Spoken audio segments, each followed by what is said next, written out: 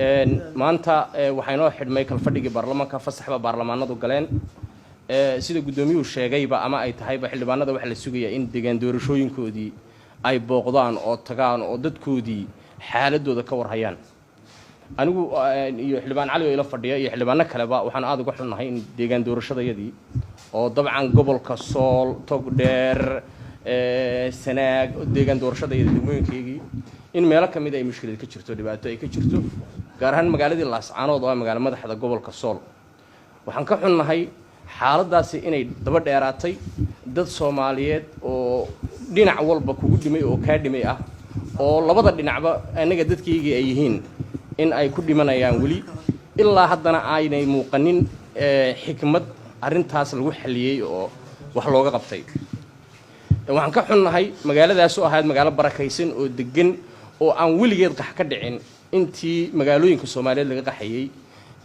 ay dagaalada sokoye ka dhacayeen haddii ay la ku rooyay inta ay la ka tirsan tahay iyo inta ku agdhowba ay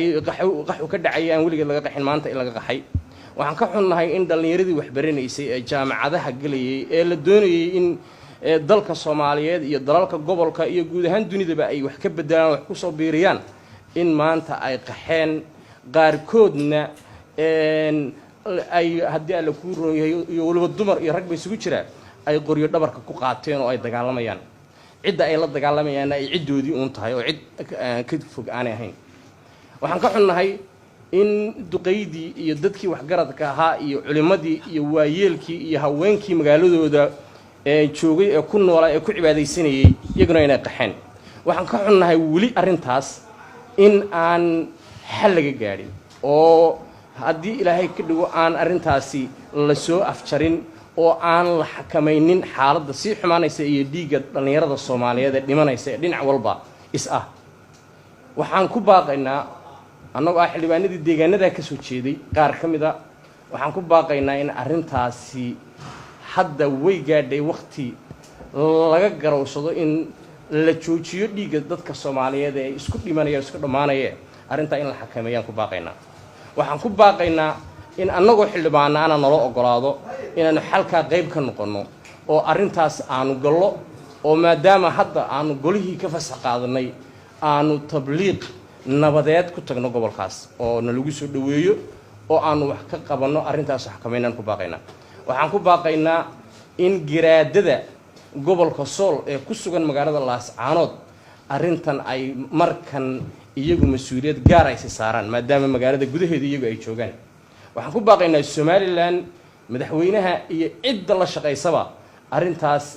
in aan marnaba wax uga sii daraya oo si xumaynaya qowl iyo ficil kay ahaataba in aan lagu kicin oo arinta aan la sii horinin la dejiyo waxaan soo jeedinayaa bishii Ramadaan ee barakaysnayd baa soo dhow waxaan soo jeedinayaa dadkeenu inay afis iyo haddii alla ku roon yahay iyo talo ay la yimaadaan hadda wixii ka dambeeya in laga toobad keeno wixii dunida gobolkaas ka dhacday ee dhiig islaami la daadiyay in laga toobad keeno dunida dadka Soomaaliyeed waxay ku jireen jihaad niman khawaarija oo dhiigooda xalaashaday oo maalkooda xalaashaday in doc kale laga furo dagaal kale oo dad sokeeya ay isku dhimanayaan waliba isna jihaad loogu yeeray isagana shay laga xumaado weeye waxa loo arkayaa dadkan muddooyinka 15 sano ka badan ay khawaarijtu haysatay ee la gumaadayay in maanta lagu diginayo oo doc kale dagaal kale isna jihaad lagu sheegay laga furay qabaa'ilka meelaha tagaya ee ciidamadooda diraya ee hubkooda diraya ee Laascaanood xaaladeeda baadrool ku sii daraya ama baasiin ku sii daraya waxaan u soo jeedinayaa inay ku soo biiraan dagaalkan socda ee koonfur Soomaaliya ka socda ee wax weeye aad arkaysaan nimankaasi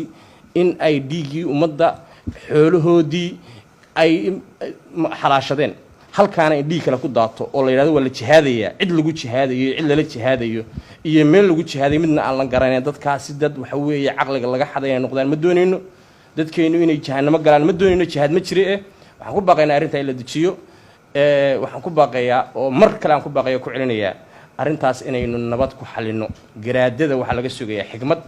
waxa laga sugayaa xal waxa laga sugayaa gobonnimadii ay caanka ku ahaayeen iyo dhaqankii wanaagsanaa ee Soomaaliyeed ay lahaayeen waxa laga sugayaa taariikhdoodii ay lahaayeen ee gobolkaasi lahaa ee halgankii ay lambar kaalinta koobaad kaga jireen in aanay maanta iska xumaynin ayaan ka sugaynaa.